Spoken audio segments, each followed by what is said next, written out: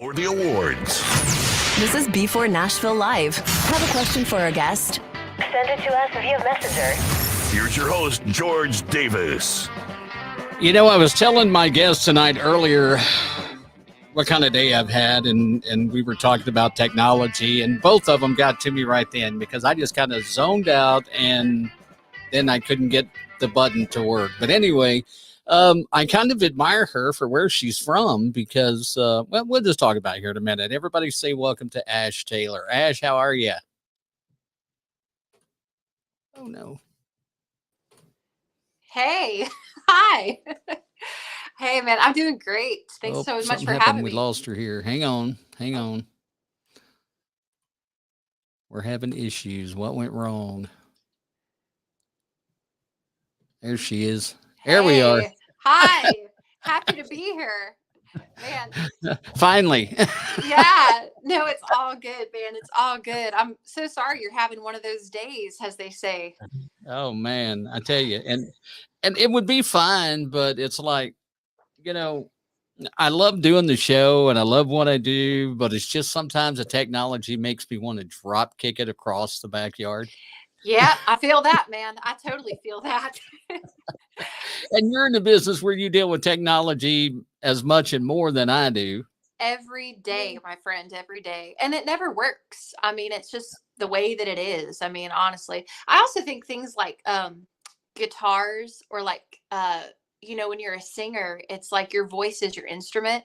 And it's like there are days where you got a stuffy nose or a sore throat or you didn't drink enough water or sleep well. And same thing with guitars, you know, like right now here in Nashville, it's insanely humid and it just makes my guitar go straight out of tune. And it's life. You just roll with it, right? We just do the best we can, whether something works or not.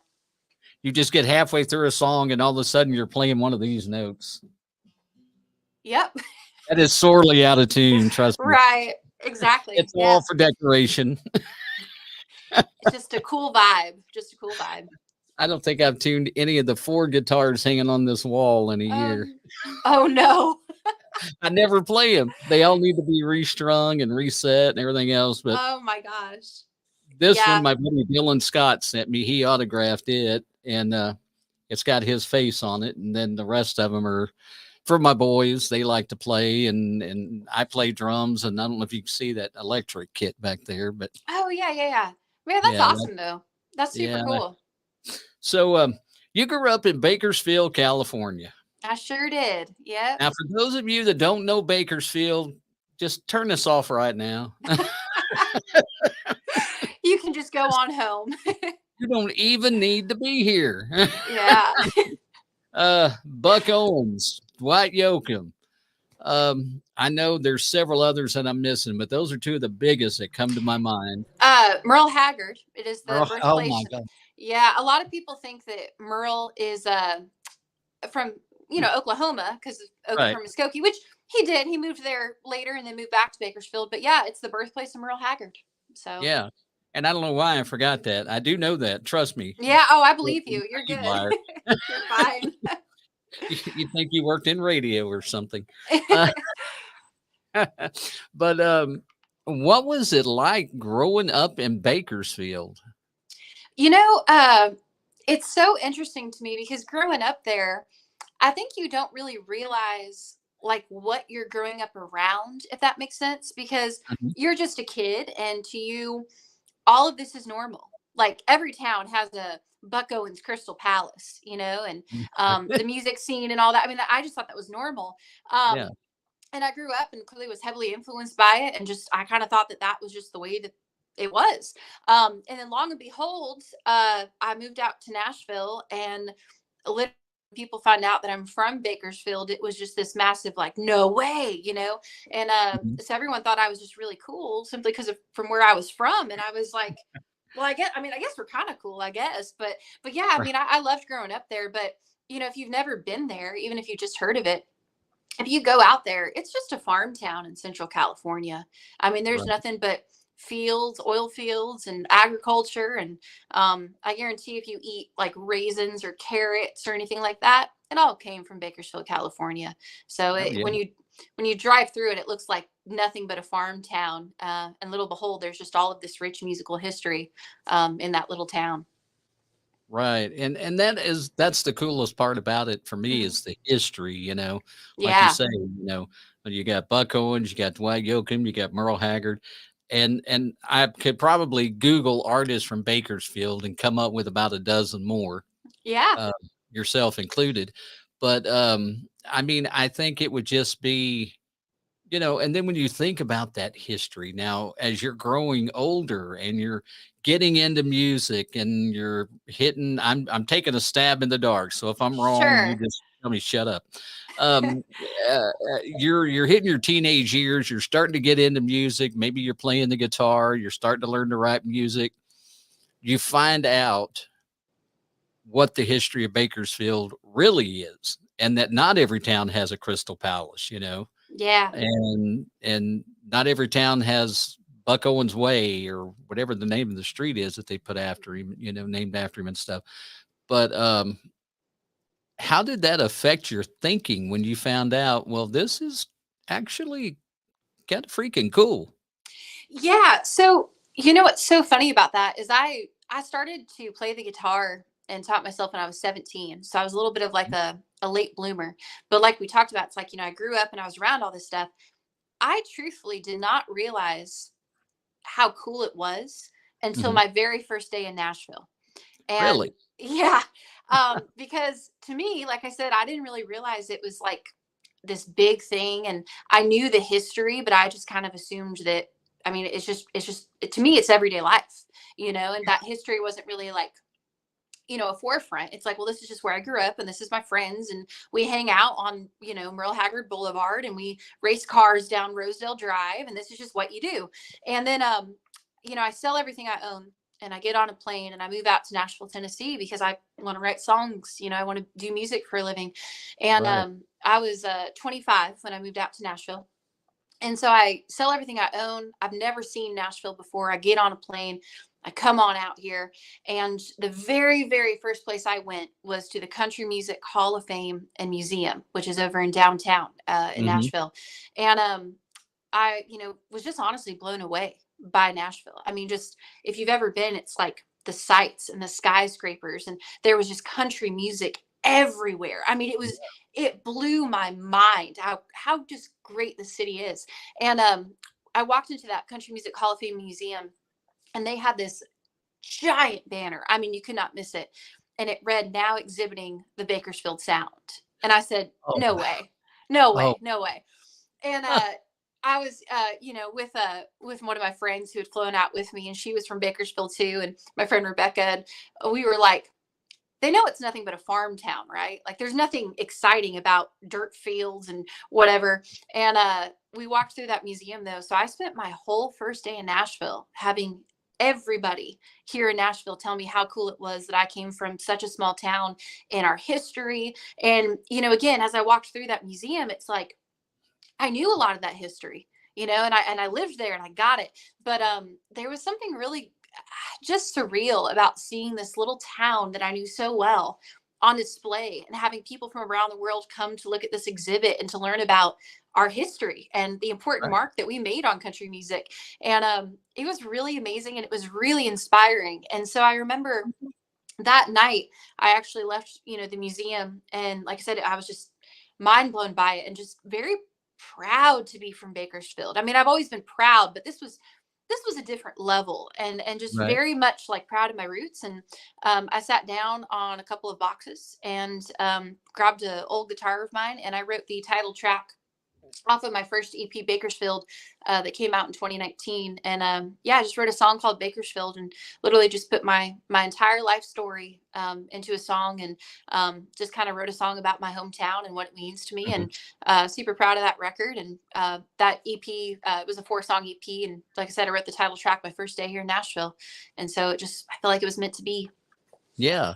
Did you want to run out the next day and just wear a t-shirt that said, "Hell yeah, I'm from Bakersfield"? Maybe I bought one while I was at the museum and then didn't take it off. Maybe I'm still wearing it. Who knows? It could be in my closet right now. Yeah, either that or it's under glass. It's like One of the two. One of the two. You got a great setup behind you. I mean, the walls, the Oh, record thank you. guitars and everything, and the curiosity is like I could see it looks like a LP back there between the two guitars. Is that something Yeah. from Bakersfield, or is that your own? Or So it's kind of hard, but I'm sitting right now in my studio. We have a home studio in our house here in Nashville, and yeah, I kind of moved my head out of the shot, but I have a whole wall of vinyl records. And a lot of these actually used to hang on my bedroom wall when I was a kid. So I have like Buck Owens and the Buckaroos at Carnegie Hall. We got some Waylon Jennings and I mean the Judds, but they're just kind of really old beat up records and don't play anymore. And so we kind of use them as decor in the studio. Right. You were talking about guitars hanging on your wall. I have guitars throughout my whole house, unfortunately, because my husband also is my band leader and lead guitar player. So we both play guitar, and yeah, we own way too many. But here in this room, I don't even know how many guitars. I have some on the walls, floors, just kind of everywhere. So we like guitars, but yeah. I'm going to say that as your band leader and your lead guitarist, your husband probably disagrees with that statement of we have way too many. Honestly, I feel like I'm the one that's like, babe, look at this guitar. We have to have it. And he's just like, okay. Okay. But yeah, I tell him all the time though. I'm like, cause he does clearly love guitars just as much as I do. And, we have a lot, but I swear we use them all, they're just tools, honestly, at the end of the day. They all have different sounds and, have different applications, but, yeah, he's really into guitars, but I feel like I may be the one that actually is more into buying ones like, oh, this is a different one. Like this is, and he's just like, yeah, he just rolls with it. So I got to ask because I've seen a picture of you, and it may have been the one that I put up on Facebook where it's a photo shoot where you're standing in the doorway of a pickup truck and you've got the famous Buck Owens style guitar. Yeah. The red, white, and blue guitar. And I remember seeing that. I'm going to date myself here. I remember seeing that as a kid watching Hee Haw at my great grandparents' house. Yes. And, Buck and Roy Clark and Lulu and all of them had come out and, picking and grinning,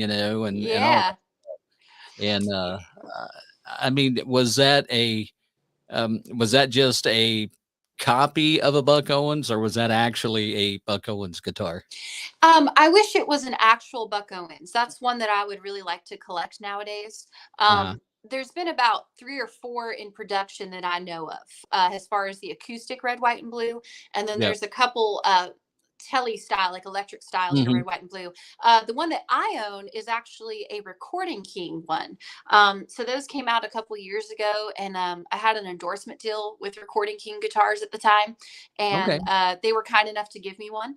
And it's a really great just little guitar, and I honestly had it hanging in my house for quite a while, just as wall decor, and I really liked it though. I picked it up one day after not playing it for a while, and I strummed it and was literally like, wow, this is awesome. So we put a pickup in it, and I've done photo shoots with it though, and I've even played it like in full band shows and different things. But they're great, solid little guitars. I really do like them. But I think it's only appropriate that I would have a red, white, and blue guitar just as a nod to Mr. Buck Owens. It just seemed to make sense. Right. I got to tell you my brush with fame with a guitar. I've never told this story on the podcast before, but I've not had a guitar enthusiast like you so much that's been on here. But I worked in radio, and I was driving our station vehicle back one day, and I was passing by a hotel. Well, the thing that caught my eye was there was a semi that they turned into a pickup truck, and it was wrapped with Fuzzy Vodka. It was their promotional album, or their promotional vehicle. Randy Rogers had just come out with the song Fuzzy. Oh, wow. And so I pulled over, and I was taking a picture of it, and I texted it to Randy's manager, and I said, hey, you need to talk to them about sponsoring Randy, And as I'm sitting there, there's a guy, and we start talking about the vehicle, and I'm driving the station truck, which is all wrapped and shiny, and Yeah. he said, I got something I bet you'd like to see. And I'm like, oh, really? And I'm thinking, oh, gosh, this guy's going to try to sell me something, some junk or, Right. drugs or something. I don't Yeah. know. But he's driving a Lexus. So, I mean, it's kind of hard to tell. So we go back to the trunk of his car and he raises it up. And inside the trunk, there's one of the old fiber cases, that are kind Yeah. of, and it's all torn. I mean, it looks like it had been just put through the ringer. And the clasp on it don't even work. He just raises it up, which shocked me when I found out what was in it. And he reaches in and he pulls out this guitar. And it's an old guitar. I mean, like it's a kid's guitar from the 50s or 60s or something like that.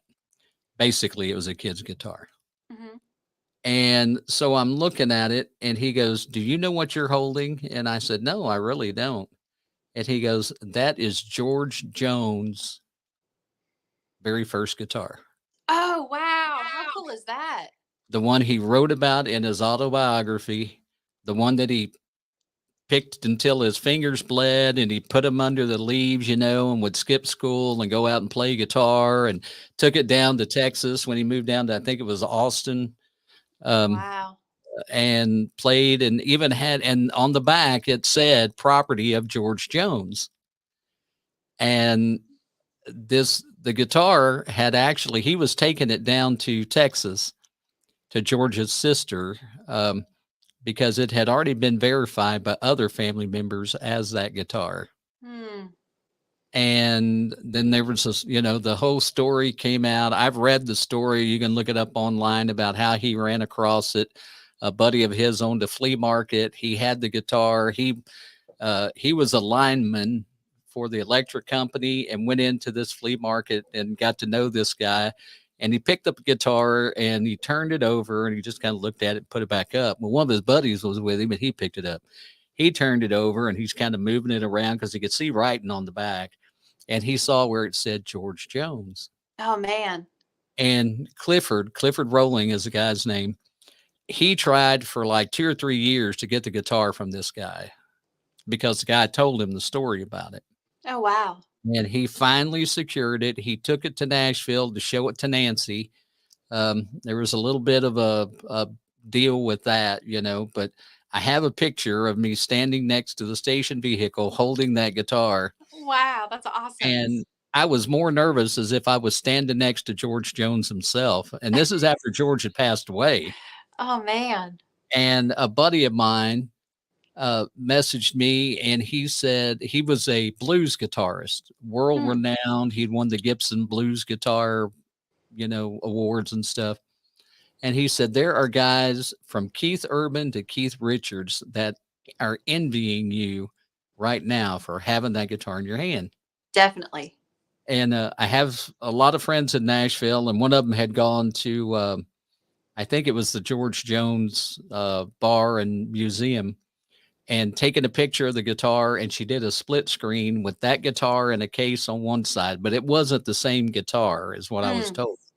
But it was that guitar. It was the old Gene Autry, kid's guitar, had Gene Autry down on the bottom and stuff.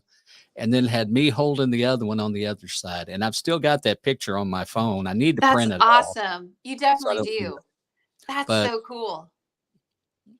As somebody that appreciates a guitar, that's just kind of, like I said, I've never told that story before because I just, I don't want to feel like I'm bragging, but it was just one of those times where you're going, what just happened? Yeah.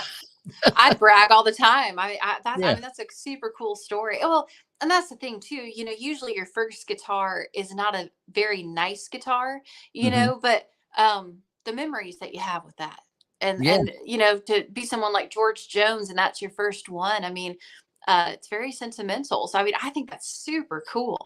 Yeah, I mean, he wrote about it in his book and stuff, and it's just amazing. And I've got a guitar that I found actually at Goodwill, and I paid $40 for it. It's a 1960, 60 something, 64, 66, and I can't remember what brand it is. But I looked it up online and they said that nowadays they're going for about $200, Oh you wow. know, and I paid $40 for it, just I saw it. I text my wife and we were building the studio that you see here. And I'm like, I got to have that for the studio. Right. Yeah. And so she goes, well, buy it. So I did. And it's hanging on the far end of the wall. You can't really see it too well. And I've kind of tinkered with it, but it's got probably the same strings that came with it when it was put out. They look like it anyway. And I just haven't had it taken I think need to take it to the music store and get the strings redone and everything. Yeah, absolutely. And get, some work done on the tuning, machinery, and stuff like that and get it set back up and stuff. But Right. I could sit here and talk about that stuff with you all night long. I'm kind of a nut when it comes to that. And when it comes to electronic gear in the studio, I just get stupid over that. Oh man, that's a whole nother podcast episode. Then Yeah. we'll come back and Oh, do. I yeah. like it. Yeah, I Yeah, like we'll it have a to lot. we'll drag your husband in on that one. We'll let him talk to us. We'll do it. Um, I actually went to school for audio engineering. That's mm, yep. So I interned in some studios in LA. So I like the electronic gear in the studio too. I'm a big fan of all of yeah. these things. Yep, definitely. Yeah, I don't know anything about it. I can run a mixer a little bit, but I see some of that stuff and I'm just in awe, and Yeah, especially nowadays they've come so far from the analog to the digital, and it life just changing. amazes me. Yeah, Hmm. it's just amazing. So growing up, but being in Bakersfield, what were some of the people that you were listening to? I mean, who were you cruising around on Merle Haggard Boulevard, blasting out of your Corvette convertible or the pickup Yeah, truck? I definitely did not have a Corvette. Definitely not. But man, my nana is such a big important part of my life, and unfortunately she passed away when I was about 13. But um she was a massive country music fan, and she's Mhm, honestly who really introduced me to country music and who made country music cool. She lived down the road from us in Bakersfield for a long time, and eventually they moved away, but we were always very close. My nana introduced me very early on to women who I just thought were the greatest thing, because it was like I admired my nana so much, and these mhm, were her heroes. So a lot of Loretta Lynn. Like the mhm, very first country song I remember listening to is Coal Miner's Daughter. And right. women like Tammy Wynette, Patsy Cline. At the time that I was growing up, I know me and my nana always used to love women like Faith Hill, and Mhm, the Dixie Chicks were a huge, huge influence. I also can recall a story where I think I, I think I can kind of like pinpoint like the woman though that I saw where I was like, I want to be just like her. Like that's what I want to be when I grew up. And I remember one day I was sitting in my grandparents' double wide, and I was in their living room, and my nana, just always being such a big country fan, had on CMT, country music television. And mhm, I was sitting there just kind of doing my thing, and the TV's on. And I remember this thing flashed up on the TV, and it caught my attention, and it said CMT World Premiere. I'm like, okay, well, what's this? And all of a sudden, man, this chick named Gretchen Wilson came flying off of this four-wheeler, and she was singing about being a redneck woman. And I turned to my nana right then and there, and I said, that's what I want to be. Like, that's what I want to be when I grow up. And she stopped and she looks at the TV and she goes, a redneck? And I said, hell yeah. So, oh man, but I've said that for so long. Like, I just so very clearly remember that music video though coming on the TV. And I yeah, think I was probably about 13, if I remember right, maybe 12. I was fairly young, but that to me is when I went from being like just a massive country music fan. And of course, like I was always around country music, and I was always listening to it. I mean, I'd listen to maybe some other things, but nothing quite affected me like country music did. And, right. but man, when Gretchen Wilson came off of that four-wheeler, I was like, this is it. I mean, like that's what I want to be. So I don't know if I'm quite as cool as Gretchen Wilson, or if I ever will be. But man, she was just a really big influence on me, and definitely just grabbed me. It was like she came through the TV, grabbed me off the couch, and said, "Let's go. This is what we're gonna do." So if I ever get to meet her, she's getting a big hug. Yeah, and she's a sweetheart. I have got that chance. Oh, that's awesome. It was actually over dinner in Memphis, Tennessee, believe it or How not. cool. That's Uh, awesome. and with once I mean, did you go into college right out of high school? I took about a year off. I actually was helping raise my two younger brothers, Hmm. and I was working multiple jobs. And then I knew that I wanted to do music, but I wasn't really sure on how you get here. What do you do, right, to get from point A to point B? How do you get to be a kid in Bakersfield and then move to Nashville and get to write songs and do this and do that? I wasn't sure how you do that. And I had no money, no nothing. Grew up Right. poorer than all get out. And so I wasn't sure how that worked. So I was starting to take some music lessons in between just life being chaotic. And it was kind of this thing where just one day there was a great little recording studio that's still there actually, which I love, called the Bakersfield School of Music and Recording, and it was owned by this guy named Reggie. And Mm. Reggie was giving me some bass lessons, and I was like playing instruments at church, and I play a couple different instruments, and I was like just trying to be involved in music where I could. But he came up to me one day and he goes, have you ever thought about being an audio engineer? And I'm like, what's that? Like no idea. And he says, well, I think you'd be a really good one. And I was like, okay. So I ended up going through a training there for the course of about a year, and just learned how to do recording and mixing and live sound and all that stuff with him. And then I interned at several studios in the area, and I kind of did that for a while. And then I also went to a school out in San Diego called Women's Audio Mission. They gave me a full ride scholarship, but it's literally an all girl audio school. I mean, but for me, I really did enjoy it though, because it was like, I wasn't really sure how I was going to get to Nashville, and I was trying to be smart, and I was trying to plan, and I was trying to do things. And so I kind of just fell into it and seemed to be pretty good at it. And it gave me all this experience and learning how do you record, how do you make a record, how do you do this, how do you do that. So it was a great learning experience. But I was working in studios and interning, and um, I just kind of realized that that wasn't the main thing though that I really wanted to do. And so that's kind of when I basically started writing songs more. Like I had dabbled, if you will, in songwriting, but I really started to write songs because I just kind of knew that just wasn't what I wanted to do at the end of the day. And so to make a very long story short and sum up my life for you, that's kind of what led me to just moving to Nashville, because I had, like I said, kind of stopped doing audio stuff. I was focusing on songwriting. I kind of was reaching out to like different online communities that were, doing songwriting and kind of like coaching and everything. And I found this really great company called Songtown USA, which I'm not sure if you're familiar with them, but Mm. great guys. It's ran by two hit songwriters. One is Marty Dotson. The other is a guy named Clay Mills. And Clay and I immediately just struck up a friendship. He's a fantastic guy. I can't say enough good things about him. But he basically found me as a kid in Bakersfield writing songs in my room, not sure what I was doing. And Clay's written songs like Beautiful Mess for Diamond Rio. Don't Mm. think I don't think about it. Darius Rucker. I mean, just hit after hit. And so he goes, hey, we think you're super great and you're super talented, but you're never going to get anywhere writing songs in your bedroom. That's just Right. works. So you need to come to Nashville. So he goes, Marty and I want you to be our intern.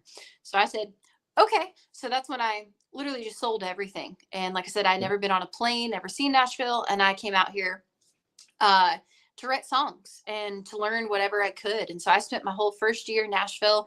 I slept in my car. I slept on couches. Didn't really know anyone other than Clay. And I just came out here and learned how to write songs from Clay. And they were kind enough to give me that opportunity just to learn. And it's something I honestly just can't express how grateful I am for. And that's just kind of how I came here, and I got into songwriting, and kind of like how I guess became this thing. And when I moved here, I wasn't even really maybe trying to be an artist. I just wanted to write songs. Right. I just wanted to be creative. And after a year or two here in town, everyone said, oh no, you're an artist. And so I was like, oh, okay. So then I tried that, and that's definitely 20,000% where I belong. I love being an artist. I love writing songs. I love being in the studio. I love playing shows, but being an artist and just everything that comes along with that, the good, the bad, the ugly. I just love it so much. I'm just so grateful I'm able to do it. And I mean, one of the neat things, I mean, I guess I could say is, from what I know, there's not a lot of female engineers, audio engineers in Nashville. Yeah, 2% is the whole industry. So out of the whole audio engineering community, there's only 2%. Wow. Yeah. So not very many, but I think I've heard it said by many people that they no offense to any guys watching. I know there's incredible, amazing engineers, but I know that they say that you have to be an engineer, you have to pay such close attention to detail. And women are usually really good at that attention to detail. And so that's kind of why they say that maybe more women should be engineers, because of just the way our brains think. So Right. I don't know if that's true. That's just what they told me. But yeah, I mean, and I enjoy it. But honestly, especially here in Nashville, we have so much talent. I mean, the engineers, man, that like have worked on my records just blow me away. And they're so fast and they're so quick and they just know exactly what they're doing, that I'm just amazed at their talent and grateful to get to work with them. Right. Have you ever gone behind the desk and engineered some of your own stuff? Oh, sure. Absolutely. Yeah. I mean, I definitely do that. And my husband and I will do like songwriter demos and stuff where I'll engineer all that here in our house and everything. But, I think for me, you can't do everything and do it well. So it's nice that I'm able to do that. And it's nice that I can like play guitar or write songs or do whatever. But my main job, and I think where I need to focus my attention, is being an artist. Right. And it's nice that I can dabble in all these things and do all that stuff. But at the end of the day, I'm Ash Taylor and I'm an artist, and that's where I need to be focused on. And so it's nice if I know what, say, this engineer is doing, or if I would like him to say, hey, can you maybe raise this a couple dB, or, EQ it this way? Could we try that or whatever? But, the talent pool here is just so large, and there's so many amazing professionals, and they're very, very, very good at what they do. And so I like to be involved, like very involved, but I also like to just let them do what they're good at and let me do what I'm good at, which apparently is being an artist. So, Right. Well, I've got a really good friend he's a live sound engineer, and he's actually on, and he's blowing up our Facebook right now. Oh, nice. He wanted to know if you wanted to come out and help him, because they have Genuine this weekend. He's going to have Pony burned in his head. Oh my gosh. Just don't get a tattooed across your forehead radius. That's all I ask, man. Yeah, don't do that. But he did ask a question that actually makes a lot of sense. I mean, Sure. as being an engineer, he said, what's your go-to or the favorite desk that you've used? Oh man. Well, here in Nashville, they have like the huge studio, like the big old studio desk. I mean, right now I literally have in my little home studio, because I just have like a simple setup. Like I can't track live drums or anything in here. In my house, my neighbors would have a hissy fit. But I have actually one of the Gator Frameworks creators desk. That's actually what I'm sitting at right now, which is awesome. So basically it has monitors, my interface, and I have everything here to where we can actually record. But I also have like a tree with like a ring light, and I can hook up my phone, and I can run all that through an interface, and I can do all kinds of stuff with it. But yeah, I think most of my studio, as far as like the desk and the furniture, I'm a big Gator fan. Gator Framework, I think they just make really great stuff for a very affordable price. And whether you want like a massive, huge desk with like, rack space and all that, or whether you maybe live like in a smaller house or an apartment and you just want something to use, can't beat it. So Gator has my back. Well, and that's awesome. I mean, he said desk as in console. Oh, come on, Radius, yeah. Say what you mean, mean what you say. Yeah, I don't have a preference. It's literally whatever. Yeah. Well, as long as it powers on and it doesn't sound bad, you're good to go. As long as it works, man. As long as it works, we're going to be just fine. So You talked about Gretchen Wilson and how she just kind of reached through and pulled you into being a redneck, sort of. Yep. Um, Absolutely. and that's one question that comes to mind. If there was another, we'll just say this, another female artist that you could collab with, who would it be? Brandy Clark, hands Oh, down. love Yeah. Brandy. Oh, I've so Gretchen Wilson kind of got me into this, but I have been for years. I am so inspired by Brandy Clark. Her Mhm. songwriting is just, it's incredible. Yep. I'm a huge fan of just her in general. But yeah, I would love to write a song. I would love to open shows. I'd love to go on tour. I would love to work with Brandy Clark, hands down. So if Brandy's watching, call Yeah. me. Um, but yeah, I'm a huge Brandy Clark fan and just really admire her. I've said for a long time too, clearly like I'm an independent artist, and so I've been offered record deals and publishing deals and all that stuff, and that's great, and I think take that as a compliment. But I'm kind of to the point where until someone can come along and match my vision and do all those things better than I can, I just don't think it's kind of worth signing everything. And that's just my belief. And it's a lot of work, but I like being an independent artist and I like running my business. And one thing I've always said to people though is I really admire Brandy Clark's career, and I would actually really like to have a career similar to hers, Mhm. because I feel like she writes songs for other people, because songwriting is a huge part of what I do. She also, though, has her own thing that she does as an artist. And she gets to Right. travel the country and play shows. And, she gets to like play the Opry or play the Ryman or, any of these things. But yet she still just kind of gets to do her thing. And she can probably still walk into Walmart and not many people will recognize her, but Right. she'll still win a Grammy. It's just kind of this nice little mix of in between. But yeah, I would love to work with Brandy Clark. She's I found a CD of hers, is one of her early ones. And I'd never, I mean, I knew who she was. I knew she was an amazing writer. Yeah. And I know that she's written a lot of songs for people, but I never really just listened to her. And so I found this CD and I popped it in my truck because my truck is old enough. It still has a CD player.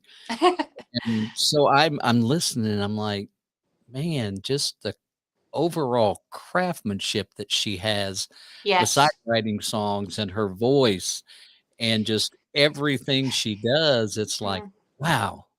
Yeah. I've always said that, you know, she doesn't have this big voice, right? Like she's not a Whitney Houston or somebody like that. Right. But she has this incredible voice, but the way that she tells you a story and Mhm. the way that she just interprets songs and the way that she's able to deliver those songs blows my mind. And I'm just such a fan of that. And I just want to learn how she does it, because it's just it always gets me in the feels. And my husband jokes, because I've seen Brandy Clark play live so many times. And if you think the record's great, her live is even better. I don't know how she does that, but she's just so incredible that it just makes you want to go home and practice. I mean, that's just how I feel every time one of her songs comes on or I go see her live. I'm just like, oh, I got to go practice now, because I just Right. think she's so great. That's awesome. I mean, Mm. like I said, I just after listening to her, I was like, I was hooked, man. I'm just like, Yeah. so now she's on my I work in terrestrial radio, so I have to say this with a cough, but on my Spotify playlist. If my boss Right. heard me say that, I'd probably be unemployed tomorrow. Right. Yeah. But, Well, and that's, yeah, I love listening to her. yeah, and I don't want to get you in trouble, but yeah, I love listening to her too. But that's the thing, is like she's not someone who's played on country radio, yet she's one of my favorite artists. So we go where we can find them, right? Right, Yeah, exactly. exactly. Yeah. Got a buddy on here that apparently knows you. I know Hey, Whitney. Rob. Rob, thank you so much. I appreciate you listening to my music, man. Appreciate Yeah, you. Rob is a program director down in Jonesboro, Arkansas. Awesome. I love Arkansas. I'm going to Little Rock for some music stuff in, when is that? October. Okay. So not too far probably from you. So it's a pleasure to Well, meet you though. See, Radius, you may be working with him. You don't even know it yet because Radius does a lot of stuff. He's from Jonesboro as well. So Nice. Awesome. he does a lot of stuff down there. Um, Speaking of song crafting and telling a story, you got your acoustic sessions, Yeah. right? The That's acoustic it. sessions. And there's a song on there that you sent me to play that's called Family. Yes. I think it actually came through with a bunch of numbers, and I thought that can't be right. It's just family. Yeah. No, just family. Yeah. And I was like, yeah, that's trust me, I'd probably had a long day that day too. When I looked at it and went, oh man, Yeah. I really feel bad. But let's get into that. Let's play a little bit of it, and Sure. Radius can listen to it. And Rob's a big fan, so Rob, you can hear it too. And Jonesboro needs this kind of music, Rob. So you can always throw it on, down there on the Fox. Yeah. I think I have the right station. Don't shoot me, Rob. I haven't been in Jonesboro in a long time. But yeah, we're gonna play Family for you and give you just a taste of what you can expect out of Ash Taylor.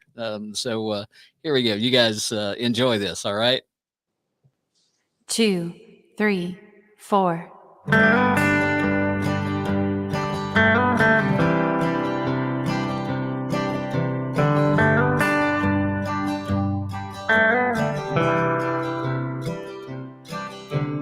Don't mind the dirt on the welcome mat.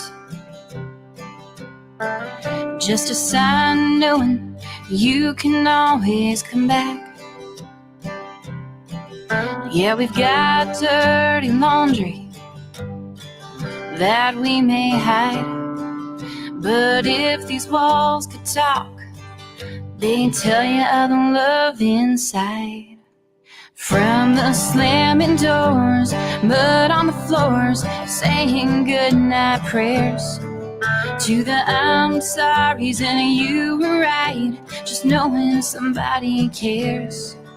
No, we don't always see the same way, even though we have the same last name, but we're still family.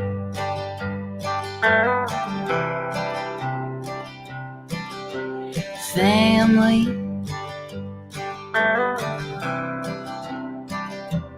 Well, I remember what Mama always said, a friend will come and go, but blood is a forever friend. And no one will understand you like I get to, 'cause every part of me is a part of you. From the slamming doors, mud on the floors, saying goodnight prayers, to the I'm sorry's and you were right, just knowing somebody cares. No, we don't always see the same way,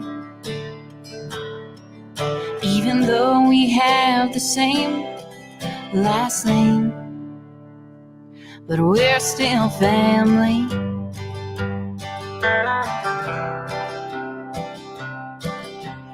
Family.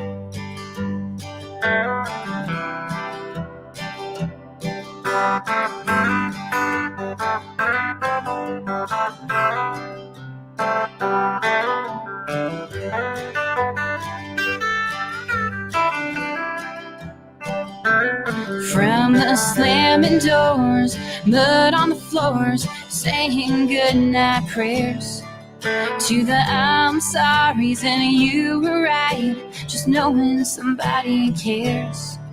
No, we don't always see the same way, even though we have the same last name, but we're still family. Yeah, we'll always be family.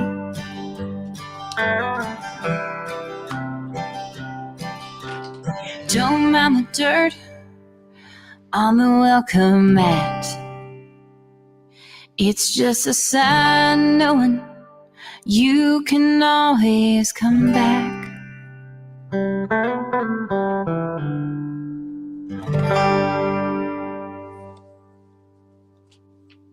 So that song is called Family. Ash Taylor wrote and recorded the song. Your acoustic sessions EP, Mhm. very, very good. The songs are great. I mean, everything. I'm big into acoustic music. I like that, and Nice. Yeah. sounds so good, and that's what I really enjoy a lot of the time. But there was just some a little bit. I mean, your sound and everything sounds so good. You've got your voice is phenomenal. Thank Um, you.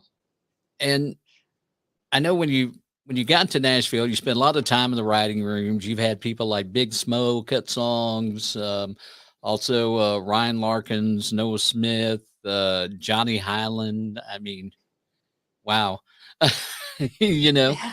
um, these are a lot of them are not just fly by night people. Right. You know, um, have with them cutting your songs and then now you're doing some of your own stuff.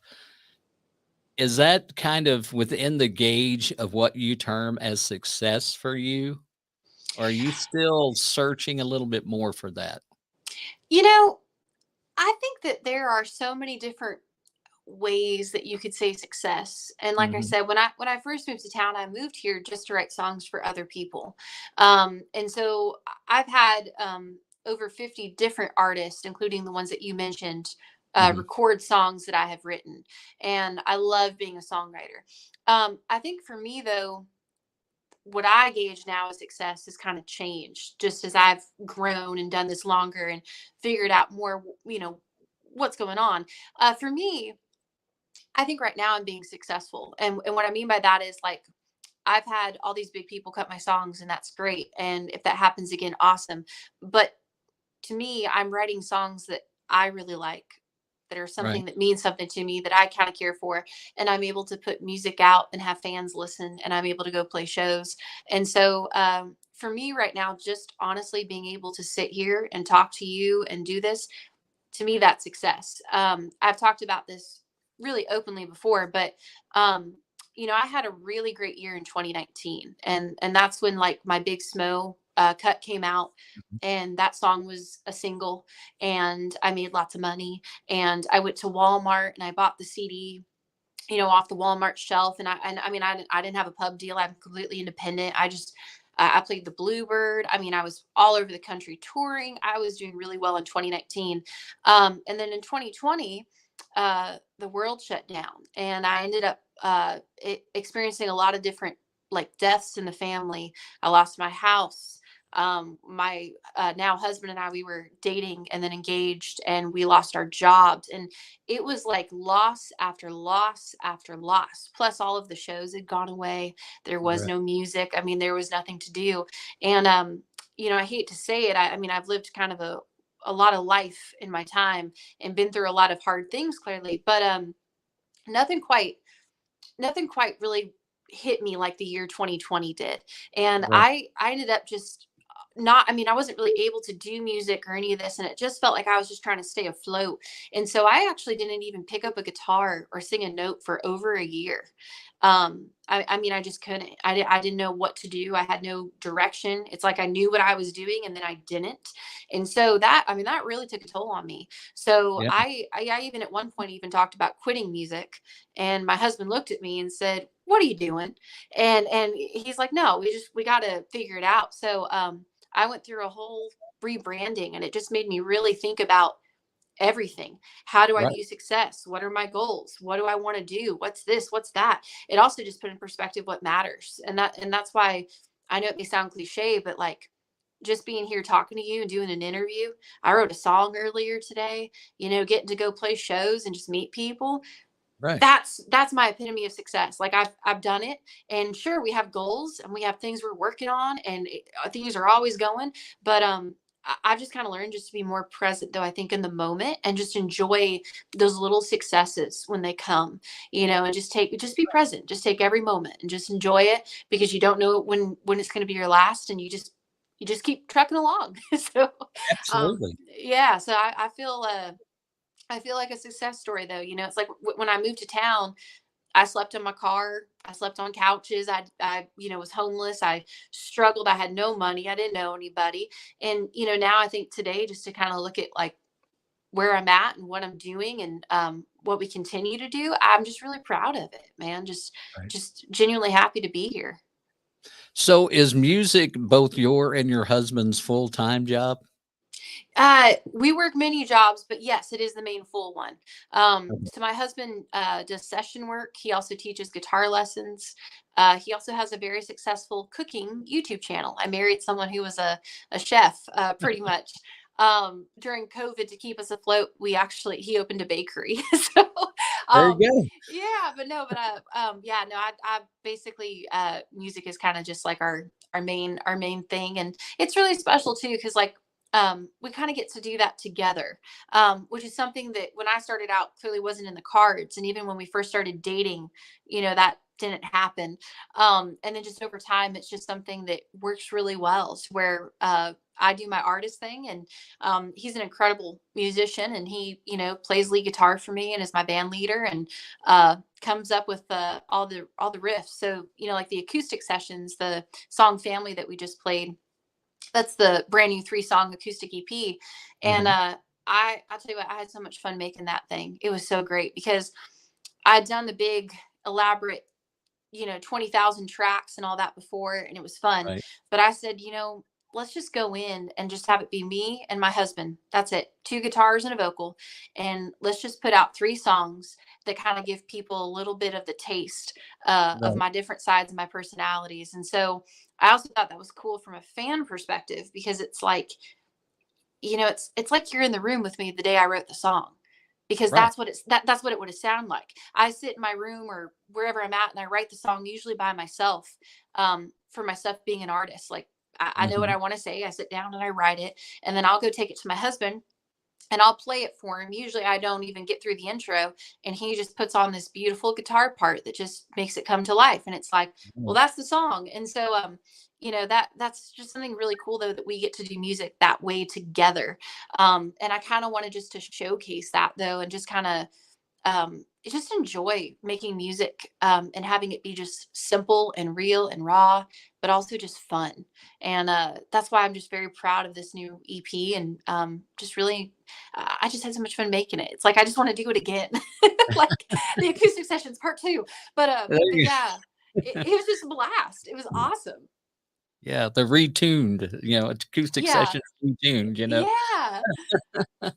Oh, and it's great. Well, and the other thing is, when you do like acoustic tracks like that, I swear it makes you a way better musician too, Oh, yes. because there's nothing to hide behind. And Right. so, man, it was fun, though, because it was like a challenge. It was like, you got to nail that guitar part, and you got to do this, and Right. and it's like, awesome, let's do it. Right. That is one of the things I've always said: to tell a true artist or a true musician is to listen to them acoustic. Absolutely. Yep. Because just like you said, there's nothing to hide behind. You don't have the tweaking or the EQ. I mean, well, you can still use EQ even then, Yeah. but Yeah. especially if it comes to singing, you don't have auto tune. Mm, You're in an acoustic session. You're not, and that's one of the things I loved about getting, like radio tours and stuff. And if Rob's still on here, he might agree with this. But radio tours, when an artist comes to the station and they come in, and it's maybe them and a guitar player, or maybe they play guitar and it's just them. It is just a whole different world, and it's so yeah. nice to be able to hear that in the raw, Yes. you know. And it actually a lot of times gives a whole different point of view about a song that way, Absolutely. Oh, yeah. you know. Yeah, no, you're Um, totally right. so I mean, that's just one of the things that I've always looked at. Now, you talked about, you've been offered deals and stuff like that, and I was talking to somebody earlier today, and we were talking about that stuff, and he writes songs, but he doesn't do them for the money. Mm, And he's wanting to put out an album, but he wants to have some Nashville artists sing the songs. He's from South Carolina, and they all have a wonderful meaning to them. that's Um, cool. but we were talking about, deals and how the deals are so backwards, you know. Yeah. He's like, I've had labels reach out to me wanting this song or that song, but the problem is I'm not going to get what I want out of it to do what I want with it. Mm, He and his wife have two 501c3s that help veterans with PTSD. And very so cool. all that money they want to funnel back into that, but he doesn't. And I don't blame him. I mean, something like that, I don't want to give up that to somebody else, Yeah. you know? And so as an artist and then a songwriter and then an artist, or an artist and a songwriter, or, you know, Yeah. the dual uh, roles that you have, um, what is the biggest challenge between dealing with that and, walking away from a lucrative contract? I mean, as an independent, it's hard to do, Yeah. sometimes. I think it honestly comes down at the end of the day, um, to work ethic and your sanity. And what I mean by that is like, it would be really nice if you could sign a deal, and yes, you would give away a lot. Mhm. I mean, that's how it is. And no offense to the publishing and the record labels, they have to make money. Right. They're a business, and so we get that, and there's no shame in that. But to give away a big chunk of what you create and who you are and all that stuff, um, that's really cool. And I think when you reach a certain point, and if you have the right partnership, I think that that's clearly very positive, and I think that that can actually move your career forward and be beneficial. Um, to me, though, being an independent artist, I think that you can still achieve quite a bit of success. And I think that if you are willing to do a lot of work and wear a lot of different hats, like a lot of Right. people, I think they think that I sleep until noon every day. And that's just not the case. I'm literally posting on social media every day in the hours in which I'm supposed to post because of algorithms and stuff like that. I'm Right. booking, my own interviews. I'm booking my own shows. I'm rehearsing. I'm writing new songs. I'm in the studio. I do all my marketing, social media, design my own merch. I mean, I work 16 hours a day every single day, to make all of this happen. And Right. a lot of people I know, like fellow friends, have just said, like, basically, that it's too much. And I get that. Like, it is a lifestyle and it's insane. Um, I think, though, that, like I said, there's nothing wrong with deals, but my kind of thought process is I'm working my tail off doing the best that I can. I'm not signing away anything. All the money goes in my pocket right now. And I think, just like with songwriting, where you have bigger people start to cut your songs and stuff, I'm Right. essentially making a case to where, if we go in and do a deal, I have bartering leverage, because Right. it's like, well, if I can do X, Y, and Z without you, what are you going to do for me? Right. So Exactly. so I call it bartering leverage is what I call it. Um, but I think for people just to kind of have the idea of like, well, I'm not going to work on my brand or this or that, and I'll just have someone do it for you.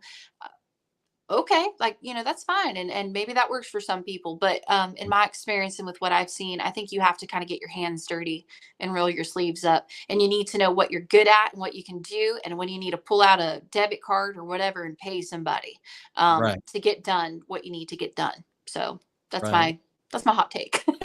And nobody's your best publicist than yourself, No, no, definitely not. Definitely not. Well, and So you have to go out and meet people and network and shake hands, and that's a huge part of being an artist. And luckily I love people and I love talking to people, but yeah, it can be a lot though sometimes. And so you gotta worry it out. And I also have to say too, I always, I mean, I think of, when you say Ash Taylor, like, yes, that's my name, and I am a person first and foremost. I'm a daughter, and I'm a mother. Well, not a mom. I'm dog mom, but and I'm a wife, and I have brothers and friends, and all the. I mean, I am a person, but Ash Taylor is also a business.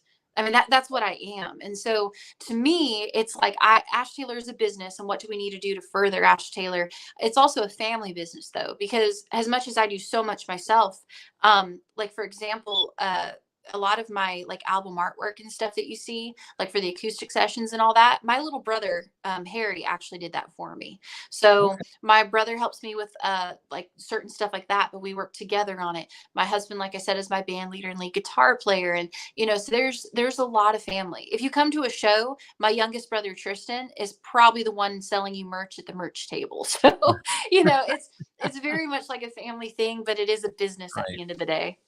Right.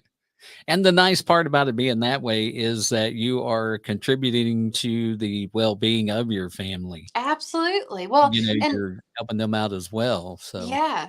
Well, and that, that's kind of the hope is, this is a brand and it's a business, and we're all working hard, and we're all trying to grow it and just continuing to move forward. And we're very blessed to have done what we've done, and we're trying to always grow and be better, and everything. But yeah, like I would really love to be able to make a lot of money and hire my family to work for me, and hire friends, and be able to take care of those that are so good to me that I just love and appreciate, for sure. I mean, I think that's a big goal eventually. right. Um, I'm just pulling something off of the questions here. There's a couple of them. Sure. Anytime you're an artist, and you're on stage, first off, people are watching you with through a very, very narrow lens. Right. Um, but there's always those times where things just happen. What is your most embarrassing stage moment? You had no idea I was leading into that question, Yeah. did you? I mean, I've had some where they could have been really bad, but I think I saved it, and I'm not sure if anyone knew, but there was one, it happened not too long ago. We were playing in downtown Nashville, and I was playing this song, and I was wearing these new boots. Okay. They were brand new, and the bottoms of them weren't quite scuffed. And I got on that stage, and it was like, I mean, I'm like 2 songs in, and I go to like strum like this, like really, really hard. And when I do, I almost fall. I mean, I almost like fall backwards and everything. And I don't know how, like a ninja spider, I like did this pose like this, and I didn't fall, especially because I had my guitar on. I didn't fall. And I like got off stage, and I turned to my husband and I said, "Did you see me almost just eat it?" And he goes, "I didn't know what you were doing, but I thought maybe like you were just really into it or something, And I was like, "No, like I almost totally fell." There was another time where I don't know quite why. I guess my brain just didn't work. But I mean, everyone forgets words to songs, and Right. that's kind of understandable. And a lot of the time, you can just make something up and roll with it, and people don't Right. even really know. But there's this one time where I started this song, and I've played it 20,000 times. Like I know it inside and out, backwards and forwards. But I mixed the verses. So I started singing the song, and I was singing the second verse. And then it got to, and I went through the chorus, and I realized what I did. And so I said, "Well, what do I do?" So then I just sang the first verse. And I thought, and it's a story song. So I felt like it was pretty obvious that, like, and I got off stage, and everyone said how great it was. But in my head, I was waiting if anyone, how like you think in your head. And I'm like, wondering if anyone listening was like, "Man, that song is cool, but it'd be really great is if she switched the verses." Right. So, but yeah, we all have those moments. It happens. Absolutely. Absolutely. So if you could, this kind of goes along with what I asked earlier about the collab, but if you could have dinner with, say, a past artist, somebody that's passed away, who would that be, and what would you want the conversation to be about? Loretta Lynn, Mm, hands down. I would love to have dinner with Loretta Lynn. I want to talk to her about her music. I would love to mhm. talk to her about life. I mean, talk about an interesting life that she's led. losing children, growing up in poverty. I mean, rising to fame the way that she did. I would love to talk to her about that. I want to talk to her about her walk with Jesus, her relationship with Jesus. I just feel like I could just sit probably and probably have multiple dinners and just be in the presence and just enjoy Loretta Lynn and her stories Yeah. and just soak up as much as I could from that. I think that would just be the coolest thing ever. She would be like one of those week-long feast type of people. Definitely. It just keeps it. I feel like she pours out so much. I saw her live a couple times Oh, wow. before she passed. And the last time I saw her was actually on her, I think it was her 90th. It was one of her birthdays. I want to say it was like her 90th maybe, or 95th. But she had a birthday party at the Ryman, and she came out and she did a concert, and she couldn't really remember much. So she only played the same 3 songs. And when they would try to get her to do something else, she would stop the band and say, I don't want to sing that. And then she would go back to singing one of the songs that she just played. Cause like, I don't think she remembered. Right. But then she would stop multiple times and she would just start talking, and she would just start telling you stories about growing up in Butcher Holler. And I'm going to tell you about my baby that died. And I'm going to tell you. And I mean, no one was mad. Everyone was just so enchanted with her. And I mean, she would just talk and just tell you these stories. And it was almost like going to church and just listening to this amazing sermon, because you just related to her, and it was great. And then, they would try to, she's sitting there, the sassy old lady in a chair, and, they'd be like, all right, Miss Loretta, let's sing another one. And they'd go into something and she'd just forget the words. And she goes, I don't want to play that. Do Amazing Grace again, and it was the best like hour and a half of my life. And so that's why I think having dinner with Loretta Lynn would be amazing. It'd be so cool. Absolutely. That's, she is one of those that just, I mean, you can just, the heartbreak and the tough times that she went through. Yeah. And it just, she never, I mean, not that anybody could look at and tell, but she never let it get her down. No.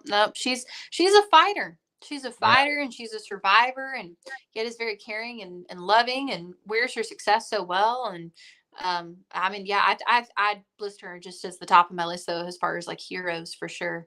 So we have people always comment it when they come over, but if you come to my house, I have a signed Loretta Lynn poster in my living room. I have a Loretta Lynn magnet on my fridge, and then up in the studio, I'm actually staring at it. But I found an actual movie poster from, the movie Coal Miner's Daughter. Right. My buddy, Johnny, was kind enough. He got me an actual movie poster. So, I mean, this thing is huge. Like when you used to, walk up to the movie theater and they had the massive posters telling you what they were playing. Right. I got one of those, and it's right here in my studio. It's like takes up a whole wall. But yeah, I have a Coal Miner's Daughter poster like right here. I'm just staring at it. But yeah, I'm definitely a Loretta Lynn fangirl for sure. Proud to be. That's great. That is so great. I had a particular question I was going to ask. Who do you feel like? Well, give me an example of 2 underrated artists in Nashville right now, in your opinion. Oh, underrated ones. One is Caitlin Smith. If you're familiar with her, incredible songwriter. She's another person who's written a lot of hit songs for a lot of people, and is probably one of the most amazing vocalists I've ever seen live. And I mean, just what a talent, what a freaking talent. I would say her, and I would say Brandy Clark. I think that as great as Brandy Clark is and all the success she's had, I still feel like she deserves so much more. Right. On that line of thinking for a second, do you feel like that Nashville has just kind of do you feel like that they just kind of ignored her, even though she's had what some people would deem success with a lot of her writing and stuff? Because I mean, she's not one of those artists that's not out in front of everybody all the time. Right. Yeah. I don't know about that because I do feel like here in town, she's very, very well respected, Mhm. and has been for a very long time. Um, she is not though one of those people that is very forefront in being an artist and very out there and everything. Maybe that's one of the things. I also think that, if you live here in Nashville and you're around it, like I'm sure you and I are all the time, um, the industry has slept on everybody. Yeah. They've all told everyone that you see today, no matter what level of success, that they were not going to be successful. Whether that was Garth Brooks or whether that was even Taylor Swift or whether that was whoever. I mean, that's just kind of what we're told. And I think that that's kind of going back to working and focusing on being an artist though, and growing and learning who you are and building your own business and your own brand. And I think that's just kind of part of the journey because eventually I think you kind of go into your own, you know who you are, right? You have your Right. own path, you know what you're doing. And then I think that makes it a lot easier for them people to jump on board and say, yes. Mhm. I've heard it said many a times, you basically just have to be so good that they can't tell you no. And Right. that's kind of the attitude we try to have here. Roll up our sleeves and put in the work and just be so good that they can't tell you no. And it takes a while though to get to that point. Um, Radius brought up another artist that I think is one of those that has kind of been, for me, has been underrated, and we have gotten to be acquaintances, not really friends because I haven't got to see her live anywhere. But Erin Enderline, Oh yeah, amazing songwriter, incredible oh, songwriter. Yeah, I mean, she's just I love listening to her stuff. Um, first time I heard her was on Facebook and then just started listening and listening and listening and messaged her a few times. And then she turned around and messaged back. And so now every once in a while, every couple of weeks, then I'll yeah, send her a message and she'll get back to me. But she's just one of those that kind of like a Brandy Clark, I really like her stuff. yeah, And, I'm an old school guy, I love a lot of the way that country music is starting to go at this moment. We're kind of getting away from so much the pop country. Of course, they yeah, say everything's in, just like fashion, it's every like 30-year cycle or something like that. right. Um, so it's starting to get back to the the true, what I call true country feel. You can it's like somebody said one time, just because you can put a banjo in it doesn't make it a country song. True. It's the way it's written. It is a part of the instrumentation, but it's how the instruments are played, Mm-hmm. and so I mean, I think that's um, I just feel like that's one of those things that you have to look at, um, and and Brady has just popped up another thing. He works with Aaron at the Arkansas CMAs every year. Like I said, he's from Oh, Jones. cool. And he does Nice. the live stuff for there, so he works with Aaron quite a bit. And but for me, she's one of those just underrated, Yeah. and I just we've had some good conversations about that, you know.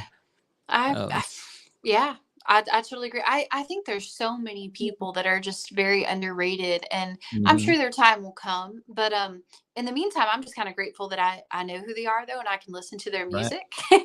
And that's kind of the cool thing about being an independent artist. I think is like you can put like Erin can put music out, and she can go live on Facebook and do things, and it's like more people know who she is, and I think that's kind of the cool thing is like you don't have to have a record label to go put out music on Spotify or to do this thing, and it's just a matter of getting up and doing it. But I think someone else, in my opinion, who I think is becoming more popular, but that I've been a huge fan of for a very, very long time, is Ashley McBride.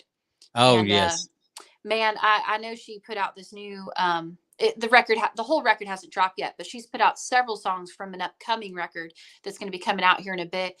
And Mhm. man, the songwriting on that just blows me away. I'm just Yeah. so like, whoo, I'm ready for that. But I'm just like, man, how are you not like winning every Grammy there is after putting out some great stuff like that, man? It's just Oh, yeah. fantastic.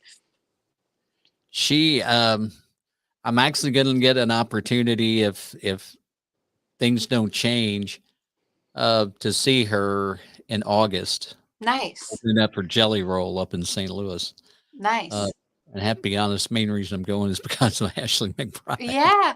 I like I've Jelly Roll. Don't get me I've don't get seen me her wrong. live so many times, and every time she just kills it. So you're going to be in for a treat. I went to work for the radio company I work for now. I went to work for them over in Southern Illinois, Mhm. and I think it was not long before that she played in that town. Yeah. I missed it, and this is when this was just as Little Die Bar in Dahlonega was starting to make its way into people's ears, and Yeah. so I missed that, and I've never got a chance to see her, and it's just killed me. But um, it's just she's one of those that, like I said, from the first time I heard at Little Die Bar in Dahlonega, I was like, Yeah. dang, Yeah. No, this she's girl awesome. got it. Yeah, she's awesome. She's so great. What about Radius mentioned Adam Hambrick? Oh, I know the name. I can't say that I'm very familiar with his music. I probably should be. But I know the name, and I've heard good things about him just as a person in general, just Mhm. being in town. I've heard. I don't think I've seen him. I've heard his name as well, but I know he also put out some stuff, but I don't think I ever saw him live. Mm, Uh, but I mean, I know he's written some good stuff. yeah. Um, if you could go out on the perfect tour, who would you be on the road with? Say if you were doing like um, uh, let's say 4 artist show, A 4 artist show. Ooh. and you're one of them. So what three are going to make up the perfect? You know what I think would be super cool is I would love to have Brandy Clark for sure. Myself, clearly. I would love to have I think Ashley McBride would be a really good one because I know that she puts on a really great show and it's just fun. And Winona Judd. I I'd be so happy. I'd do that tour for the rest of my life. I'd be so great. I'd be all for it. That would be that would be a really good Yeah. show, I think. Yeah, call it a girls' night out, Yeah. Hey, there you Yeah, go. Kind of take a little bit from Winona there.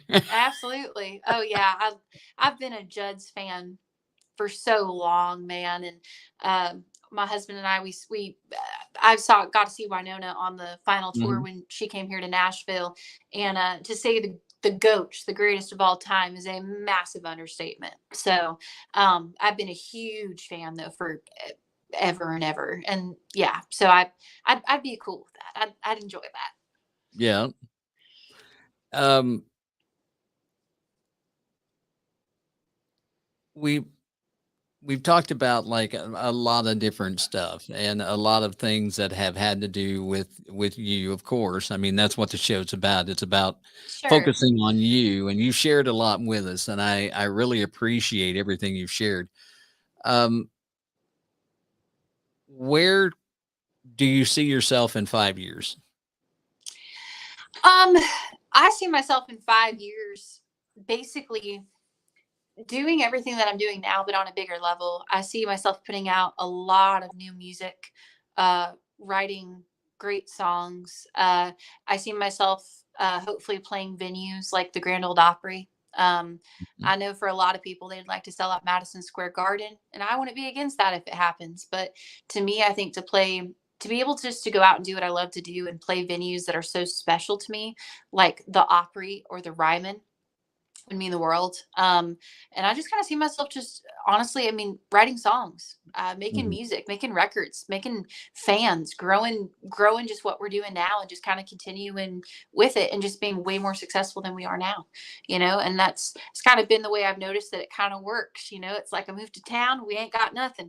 We roll up our sleeves, we work really hard, and fast forward a couple of years and, we're here now and we've come a long way, and we just, we just kind of keep I'm kind of a weirdo. I'll let you in on this, but I am I'm a very goal orientated person, and I'm very much like go with the flow and everything. But a lot of people have like their New Year's resolutions, which is awesome. That's great.